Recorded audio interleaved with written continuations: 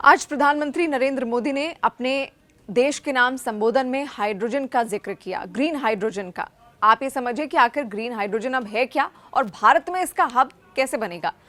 स्वतंत्रता दिवस पर पीएम नरेंद्र मोदी ने एक बार फिर ग्रीन हाइड्रोजन की बात की है और उन्होंने इसकी जरूरतों को बताया और कहा कि देश को रिन्यूएबल ऊर्जा के रास्ते पर स्वतंत्र बनाने के लिए ग्रीन हाइड्रोजन के लिए हब बनाना है।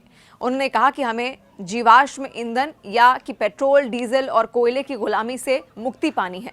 तो आइए हम जानते हैं कि ग्रीन हाइड्रोजन या ग्रीन फ्यूल क्या है, क्यों इसे बढ़ावा दिया जा रहा है और भारत में इसका भविष्य आगे क्या होने वाला है। आज यहाँ पर आपको इन सभी सवालों के जवाब मिलेंगे। शुरुआत पहले और बुनियादी सवाल से कि आखिर ग्रीन हाइड्रोजन है क्या। ग्रीन हाइड्रोजन, इसे जानने से पहले आप ये समझना आपके लिए जरूरी है कि आखिर हाइड्रोजन क्या है। हाइड्रोजन एक गैस है जो वातावरण में भरपूर मात्रा में उपलब्ध है। हमारे ब्रह्मांड का जो कुल द्रव्यमान है उसका 75% हाइड्रोजन ही है। ये सबसे हल्के पदार्थ में आता है। ये मीथेन जिसे नेचुरल गैस भी कहा जाता है, उसका बेहतरीन विकल्प है। हाइड्रोजन का इस्तेमाल ईंधन के रूप में किया जा सकता है। पृथ्वी पर हाइड्रोजन के एटम अलग अलग स्रोतों से मिलते हैं, मसलन पानी, पौधे, जानवर और मनुष्य। ग्रीन हाइड्रोजन पानी से हाइड्रोजन को अलग करने के लिए इलेक्ट्रोलिसिस का प्रयोग किया जाता है। इसमें पानी यानी कि H2O को O2 और H2 में तोड़ दिया जाता है। इस तरह से फ्यूल के रूप में इस्तेमाल होने वाला हाइड्रोजन मिल जाता है और ये प्रक्रिया पानी में बिजली को दौड़ाकर की जाती है। ये बिजली फॉसिल फ्यूल यानी कि जीवाश्म ईंधन की मदद से बनाई जाती है।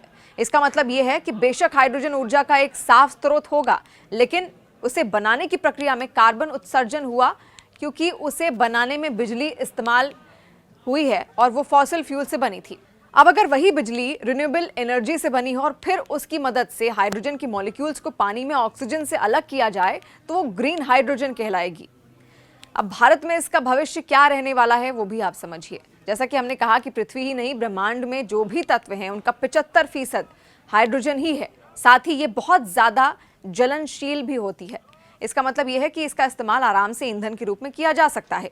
जैसे जैसे दुनिया भर में फॉसिल फ्यूल पर रोक लगाने और ऊर्जा के साफ स्रोतों को बढ़ावा देने की मांग उठ रही है, वो दिन दूर नहीं जब हाइड्रोजन फ्यूल पेट्रोल और डीजल की जगह ले लेगा।